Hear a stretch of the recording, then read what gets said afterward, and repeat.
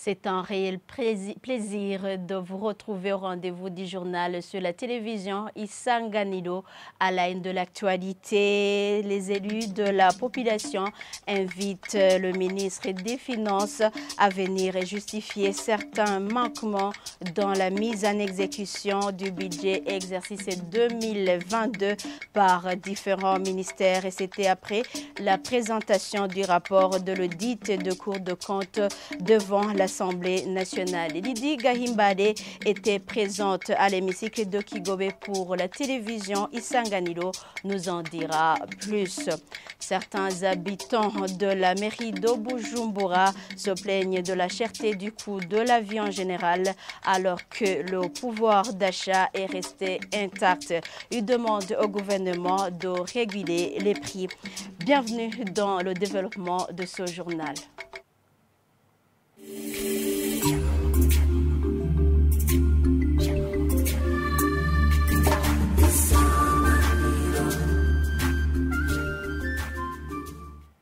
Page société pour débuter ce journal. Certains habitants de la capitale Bujumbura qui se sont entretenus avec la radio-télévision Isanganiro se plaignent que les prix, que ce soit ceux des denrées alimentaires ou autres besoins primaires, ont augmenté considérablement ces derniers jours alors que leur pouvoir d'achat à rester inchangé. Ils n'arrivent plus à faire vivre leur famille.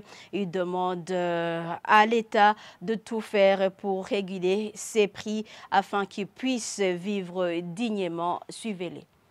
Le prix du riz est à 4 500 francs le kilo. C'est vraiment difficile pour nous, simples citoyens. Le prix du kilo du maïs est maintenant à 2 300 francs. Les prix des denrées alimentaires ont sensiblement augmenté et nos salaires sont insignifiants. Nous n'arrivons pas à nourrir nos enfants, mais nous essayons de nous en sortir.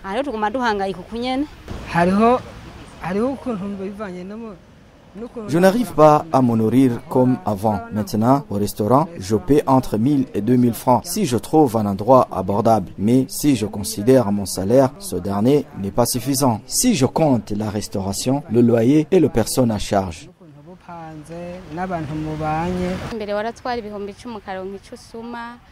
Avant, on pouvait faire des provisions avec 10 000 francs. On pouvait donner à manger à la famille et à nos enfants. Mais maintenant, tu peux aller au marché avec 10 000 francs et retourner à la maison sans avoir acheté grand-chose. Même nos salaires ne vaut rien. Cette situation ne me concerne pas uniquement. C'est très difficile pour nous, simples citoyens.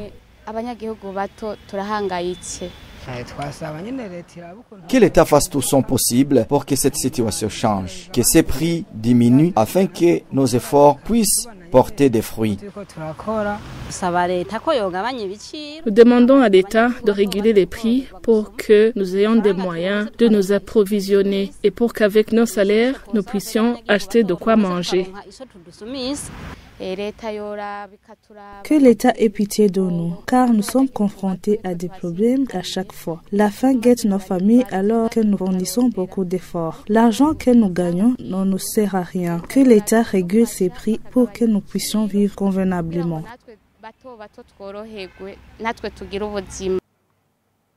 Sur ce, le président de la République du Burundi demande à la population de lui emboîter le pas pour augmenter la production afin de limiter la hausse des prix des produits de première nécessité au cours d'une émission publique en province Changuzo en décembre dernier. Évariste Ndayishimiye a expliqué qu'il lui est difficile de comprendre la situation des prix sur le marché à côté de sa production. Il demande en outre au ministre du Commerce de fixer des prix réels des produits. Suivez plutôt Évariste Ndayishimiye, président de la République du Burundi. Il est traduit en français par Placide Nyomwongere.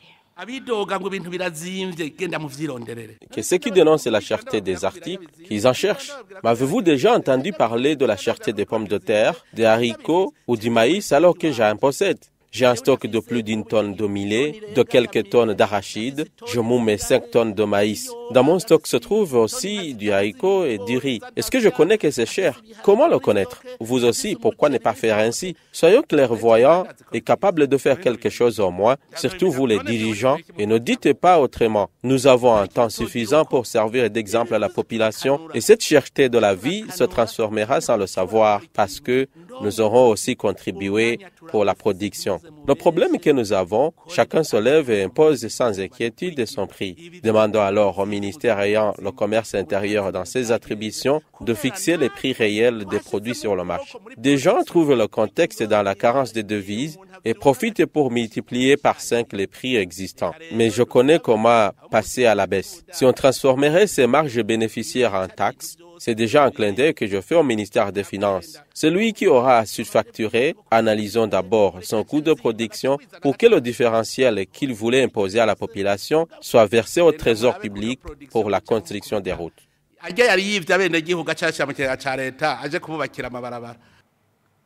Comme je vous l'avais dit en titre, certains députés invitent le ministre des Finances à venir justifier la mise en exécution du budget dans différents ministères et différents secteurs. Ils s'expriment après la présentation devant l'Assemblée nationale du rapport d'audit de Cour de compte exercice 2022. Ce rapport a montré que certains ministères et secteurs se sont démarqués par la malversation. Lydie Gahimbade était notre reporter à l'hémicycle de Kigobe Reportage. Dans ce rapport, 3 ministères ont été visités. Il s'agissait du ministère de la Santé, de l'Agriculture et celui de l'Éducation. 7 communes également du nord du pays ont été visitées. 4 hôpitaux, dont celui de Muramvya, Chibitoke, Muyinga et Rumonge, ont été également visités. Des défis relevés au cours du audit sont entre autres l'absence des listes des contribuables au sein des communes, le manque d'informations sur l'impact de certaines mesures fiscales instituées par la loi des finances. Des exonérations sont déterminées les catégories des bénéficiaires. La loi ne renseignait pas sur la situation des arriérés et cette situation était la même pour les exercices antérieurs. Le projet de loi de règlement 2020-2021 renseignait un montant global des réalisations de 157 milliards 908 716 138 francs bouts, sans toutefois indiquer les catégories d'exonération accordées à leurs bénéficiaires. Sur ce, les élus du peuple ont demandé au ministre des Finances d'expliquer aux parlementaires l'exécution du budget, dont la mise en œuvre de certains projets, dont les ministères sectoriels, surtout que c'est lui qui est chargé de préparer le projet de loi budgétaire de chaque année. Ce rapport indique également que pour les défis relevés, la Cour de compte n'a pas le droit de saisir la juridiction. Sur ce, l'Assemblée nationale a proposé des recommandations pour trouver la solution aux défis relevés, surtout en mettant en place le manuel des procédures, la digitalisation, le suivi et évaluation du budget programme et la relation entre les comptables du ministère des Finances et ceux des ministères sectoriels. Lydie Gahimbade, merci pour ton reportage, page droits de l'homme. Pour clore ce journal. L'Association pour la défense des droits des prisonniers Nabaliza demande au gouvernement de doter d'un véhicule assurant le transport des femmes prisonnières lorsqu'elles vont comparaître devant la justice.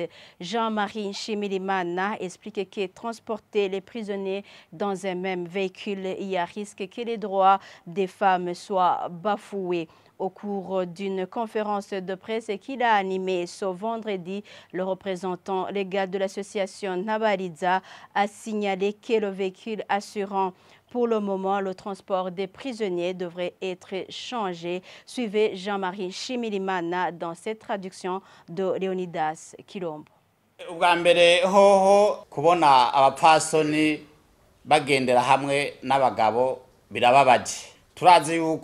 Voir des femmes transportées dans un même véhicule avec les hommes, c'est vraiment choquant. Nous savons que les femmes sont fragiles et les transporter dans ce camion dit Nambabazi, c'est vraiment triste. C'est pourquoi nous demandons au gouvernement de trouver des moyens pour doter aux femmes prisonnières leurs propres véhicules pour garantir leurs droits. Vous savez que parmi les prisonniers, il y a des indisciplinés qui peuvent violer les droits des femmes lorsqu'ils transitent avec eux dans un même véhicule.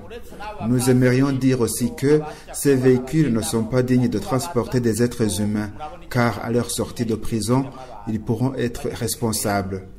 Imaginez si une fois tu rencontres quelqu'un devenu ministre alors que tu l'as vu dans le camion de la sorte. Il faut que le gouvernement fasse tout pour améliorer les conditions de vie carcérales par rapport à l'état actuel.